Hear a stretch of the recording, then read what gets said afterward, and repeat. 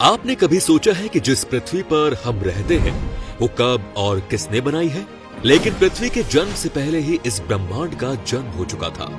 तो ब्रह्मांड क्या है, कैसे बना होगा, किसने बनाया होगा, कितना विशाल है ये ब्रह्मांड, आखिर क्या है इस ब्रह्मांड का रहस्य? ब्रह्मांड में मौजूद ये तारे, ये सूर्य, ग्रह, उपग्रह कहां से आए? धरती का जन्म कैसे हुआ? पृथ्वी बनने के बाद जीवन कैसे अस्तित्व में आया? चांद का जन्म कैसे हुआ? ये पूरा का पूरा खूबसूरत अंतरिक्ष आखिर किसने और क्यों बनाया? हम मानवों को किसने बनाया? आखिर क्या है ये जन्म और मृत्यु का रहस्य? ये जन्म मृत्यु का खेल कब तक चलता रहेगा? धरती के अलावा ये जीवन और कहां कहां हो सकता है? कौन है इस ब्रह्मांड के रहस्य के पीछे? क्या इसके पीछे कोई ईश्वरीय शक्ति है या वैज्ञानिक तथ्य? आज इस वीडियो में दोस्तों हम इन्हीं सारे रहस्यों से पर्दा उठाने वाले हैं। सबसे पहले हम बात करते हैं ब्रह्मांड का जन्म। ब्रह्मांड यानी यूनिवर्स का जन्म आज से लगभग 13.8 अरब साल पहले हुआ था। यह सारा ब्रह्मांड एक एटम से भी छोटे कण से पैदा हुआ। उस वक्त अंतरिक्ष में अपने आप एक जोरदार धमाका हुआ। इस धमाके से अत्यधिक ऊर्जा का प्रवाह हुआ। यह ऊर्जा इतनी अधिक थी जिसके प्रभाव से आज तक ब्रह्मांड फैलता जा रहा है। इस धमाके के बाद उठा आग का गोला लगातार फैलता गया, जिससे वो सारी एनर्जी और सारा मैटर पैदा हुआ जो आज हमारे सामने है बिग बैंग थ्योरी के रूप में। बिग बैंग थ्योरी इसलिए भी सही साबित होती है क्योंकि ब्रह्मांड में इतनी ज्यादा हीलियम की मौजूदगी और ब्रह्मांड में फैली इतनी ज्यादा रेडियो तरंगों की मौजूदगी इस सिद्धांत को सच साबित करती है। धीरे धीरे ब्रह्मांड ठंडा भी होता गया और करीब 20 करोड़ साल तक पूरा अंधेरा छाया रहा। ग्रेविटी की वजह से गैस के बादल इकट्ठे होकर फैलने लगे और तब सबसे पहले स्टार और प्लेनेट पैदा हुए। गैस और धूल के बड़े बादलों से जिस तरह पानी की बूंदें बनती हैं, वैसे ही ये तार बने। ये इतने गर्म हो गए कि इनमें मौजूद परमाणु आपस में मिल गए। इन तारों में बहुत से मानवीय तत्व भी मौजूद थे, जैसे ऑक्सीजन, कार्बन डाइऑक्साइड, कैल्शियम। इस तरह यह भी कहा जा सकता है कि हम सब बहुत पहले मर चुके तारों से पैदा हुई चीजों से बने हैं। ये चीजें लगातार रिसाइकिल होती रहती हैं और तारों के जीने मरने का सिलसिला यूं ही चलता रहता है। तब इन तारों ने मिलकर एक छोटी आकाश गंगा बनाई। इन छोटी आकाश गंगाओं ने मिलकर एक बड़ी आकाश गंगा बनाई। इसमें से हमारी मिल्की वे भी एक है। बड़ी आकाश गंगा करीब 11 अरब साल पहले बनी। इसमें करीब अरबों खरबों सूर्य है। हमारा तो सूर्य भी तब पैदा ही नहीं हुआ था। जब कोई तारा मरते हुए चमकता है तो इस स्थिति को सुपरनोवा कहा जाता है। विस्फोट के बाद वापस इसकी धूल, एटॉमिक एनर्जी और राख से फिर किसी नए तारे का जन्म होता है। इस तरह सूर्य का भी जन्म हुआ था। अब बात करते हैं पृथ्वी का जन्म की। पृथ्वी की आयु ब्रह्मांड की आयु की लगभग 1/3 है। आज से लगभग 5 बिलियन साल पहले अंतरिक्ष में कई गैसों के मिश्रण से एक बहुत ही जोरदार धमाका हुआ। इस धमाके के कारण इसके चारों ओर धूल के कण फैल गए। गुरुत्वाकर्षण की शक्ति के कारण ये धूल के कण आपस में मिलकर छोटे छोटे पत्थर के टुकड़ों में बदल गए। धीरे धीरे ये टुकड़े भी गुरुत्वाकर्षण शक्ति के कारण आपस में टकराकर एक दूसरे के साथ जुड़ने लगे।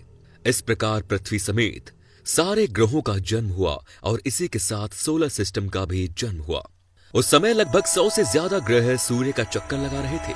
चट्टान के आपस में टकराने के कारण धरती एक आग के गोले के रूप में तैयार हो चुकी थी, जिसके कारण 4.54 बिलियन साल पहले धरती का टेम्परेचर लगभग 1200 डिग्री सेल्सियस था। उस समय धरती पर केवल कुछ था तो वो पिघली हुई चट्टानें, कार्बन डाइऑक्साइड, नाइट्रोजन और जल वाष्प।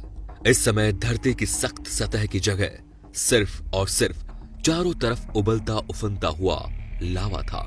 कुछ समय बाद एक थिया नामक स्टेरॉइड धरती की तरफ 50 किलोमीटर प्रति सेकंड की रफ्तार से बढ़ रहा था।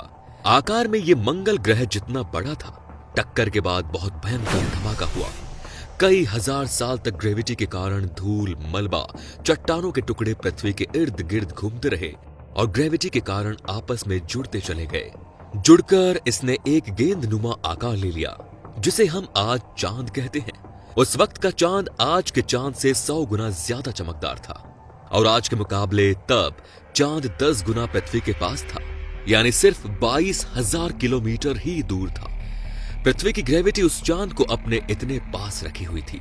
इसके बाद 3.9 बिलियन साल पहले पृथ्वी का जन्म होने के बाद अंतरिक्ष में इधर उधर फैली चट्टानों का धरती पर हमला होने लगा।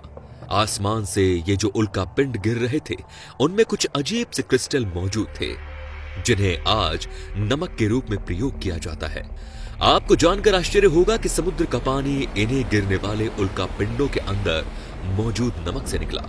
लेकिन यहाँ पर एक ये बात हमें सोचने पर मजबूर करती है कि आखिर उल्का में मौजूद इतने कम पानी से धरती पर विशाल महासागर कैसे बन गए। तो इसका जवाब यह है कि धरती पर उल्का गिरने का सिलसिला कोई 1-2 दिन या कुछ महीने या वर्षों का नहीं था, बल्कि उल्का पिंड धरती पर लगातार 20 मिलियन साल तक गिरते रहे, जिस कारण धरती पर काफी पानी इकट्ठा हो गया। धरती पर पानी इकट्ठा होने से धरती की ऊपरी सतह ठंडी होने लगी। आग उगलती चट्टानें ठंडी होकर सख्त होने लगी।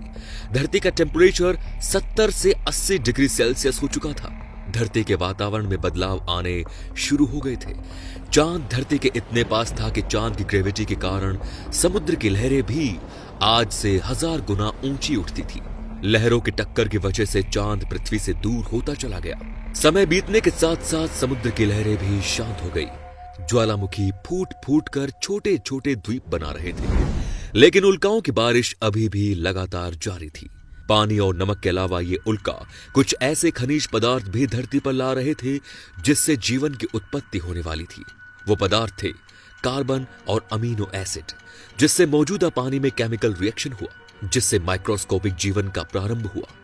पानी में सिंगल सेल बैक्टीरिया का जन्म हो चुका था। धीरे धीरे समुद्र की सतह के नीचे लगभग 3.5 बिलियन साल पहले स्ट्रोमेटोलाइट्स नामक पत्ते उग गए थे। ये स्ट्रोमेटोलाइट सूर्य के प्रकाश से अपना भोजन बनाने और फोटोसिंथेसिस की क्रिया करके इसी के साथ ये ऑक्सीजन छोड़ते, जिससे समय बीतने के साथ साथ पूरा समुद्र ऑक्सीजन से भर गया। अब ऑक्सीजन लहरों के ऊपर वायुमंडल में प्रवेश कर चुकी थी। यही वो महत्वपूर्ण गैस है जिसके बिना धरती पर जीवन की कल्पना भी संभव नहीं थी। आज भी पृथ्वी पर जीवन की शुरुआत अभी भी सबसे बड़े अनसुलझे रहस्यों में से एक है। कुछ लोगों का मानना है कि पृथ्वी पर जीवन मिल्की वे के किसी और हिस्से से यहाँ पर आया होगा। लगभग 1.5 बिलियन साल पहले धरती का एक दिन 16 घंटे का होता था।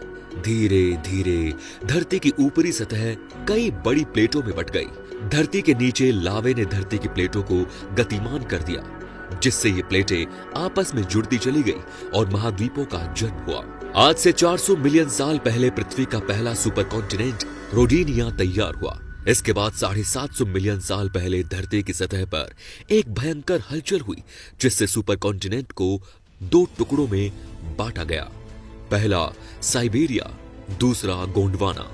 समय बीतने के साथ साथ धरती पर स्थित सागर का पानी नीला दिखने के कारण पृथ्वी नीला ग्रह बन गई। पेड़ पौधे उग चुके थे। डायनासोर का जन्म हो चुका था। इन डायनासोरों ने धरती पर 10 करोड़ सालों से भी ज्यादा समय तक राज किया।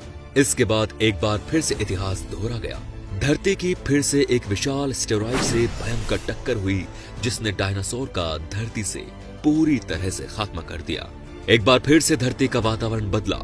पृथ्वी का वातावरण सामान्य होने पर शुरुआत हुई स्तनधारी जीवों के विकास की, जो आज तक चल रही है। इसके बाद लगभग 35 लाख साल पहले हमारे पूर्वजों का जन्म हुआ।